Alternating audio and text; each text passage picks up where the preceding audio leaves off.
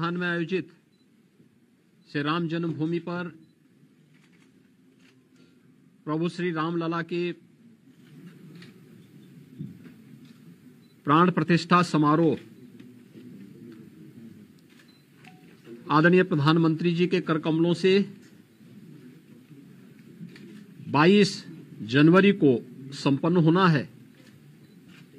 स्वाभाविक रूप से संपूर्ण अयोध्या धाम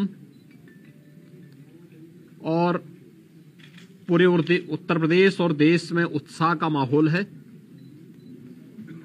अयोध्या में समारोह की दृष्टि से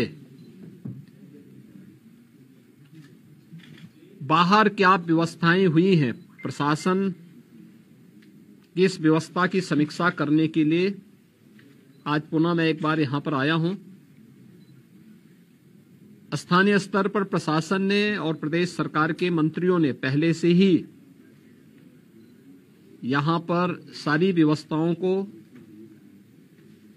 चाहे वह यहां के लोकल स्तर पर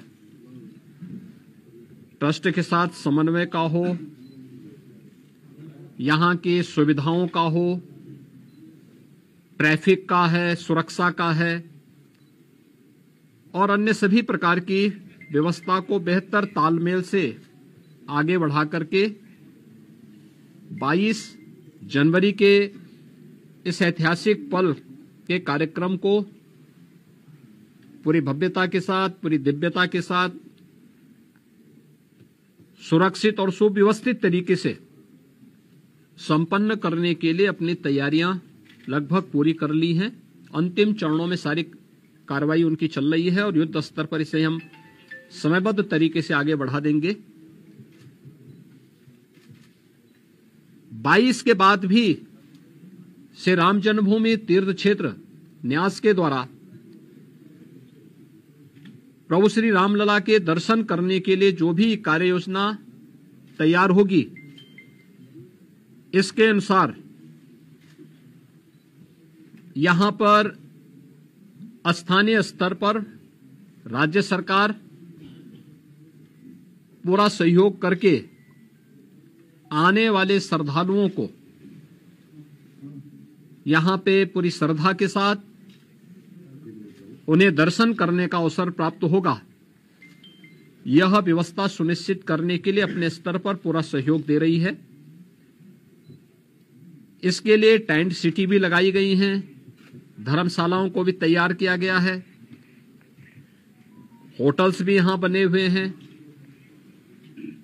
लखनऊ, वाराणसी, प्रयागराज, गोरखपुर या अन्य शहरों से यहां के आने के लिए एक बेहतर ग्रीन कॉरिडोर की व्यवस्था भी दी गई है, जिससे कहीं भी किसी को कोई दिक्कत न हो। सुरक्षा की पुख्ता व्यवस्था की जा रही है, किसी भी स्तर पर किसी भी श्रद्धालु को दिक्कत न हो, इसके पूरे प्रयास किए जा रहे हैं। अभी से तैयारियां की जा रही हैं क्योंकि हर एक मन में उत्साह है, उमंग है। 5 सदी के बाद ये अवसर आया है तो स्वाभाविक रूप से हर श्रद्धालु इस बात को चाहता है कि मैं भी रामलला का दर्शन करूं। मेरी अपील होगी सभी जनता जनार्दन से कि जो भावनाएं उनके मन में है वही हमारे मन में भी है, और इसलिए हम लोग बेहतर तालमेल और समन्वय से अगर दर्शन करने के लिए आएंगे तो दर्शन भी हो पाएगा और किसी प्रकार का कोई कष्ट किसी भी श्रद्धालु को और किसी भी आने वाले यात्री को अयोध्या धाम में नहीं होगी। पैदल लोग न चले। हम लोग देख रहे हैं बहुत सारी जगह से लोग पैदल चले आ रहे हैं, वे पैदल न करें। भीषण शीतलहरी चल रही है। अपने बिना बताए कार्यक्रम के अनुसार भी न चले। राज्य के अंदर हम लोग व्यवस्थाएं दे रहे हैं, जनपदों को भी देंगे, राज्यों को भी व्यवस्था देंगे, हर एक व्यवस्था से साथ करेंगे। हम लोग भी कोऑर्डिनेशन करेंगे और हम लोग तीर्थ क्षेत्र न्यास के साथ भी हम एक जिसके बारे में चर्चा करके विस्तृत कार्य योजना बनाएंगे। लेकिन अगर हर व्यक्ति अपने तरीके से आएगा तो कहीं अव्यवस्था की सी स्थिति न पैदा हो, ये हमें देखना होगा। और हर व्यक्ति इस बारे में अपना जैसे अब तक सहयोग करते रहे हैं, तो उस सहयोग को अगर आगे भी जारी रखेंगे तो हमें भी बहुत सुविधा होगी और हर एक श्रद्धालु को, आने वाले श्रद्धालु को भी प्रभु श्री रामलला के 500 वर्षों के बाद, कई शताब्दियों के बाद दर्शन करके आनंद की अनुभूति होगी, अंतःकरण से उन्हें आनंद की अनुभूति होगी।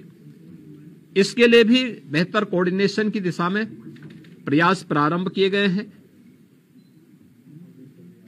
मैं पूरे विश्वास के साथ कह सकता हूं कि जैसे कार्यक्रम अब तक सभी सकुशल संपन्न हुए हैं, 22 जनवरी का कार्यक्रम भी एक ऐतिहासिक कार्यक्रम है।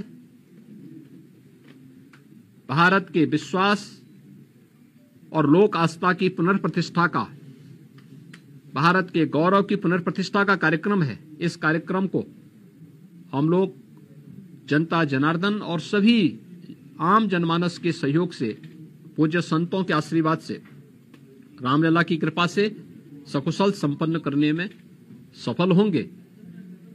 आप सभी यहां पर इस भीषण शीतलहरी में हैं।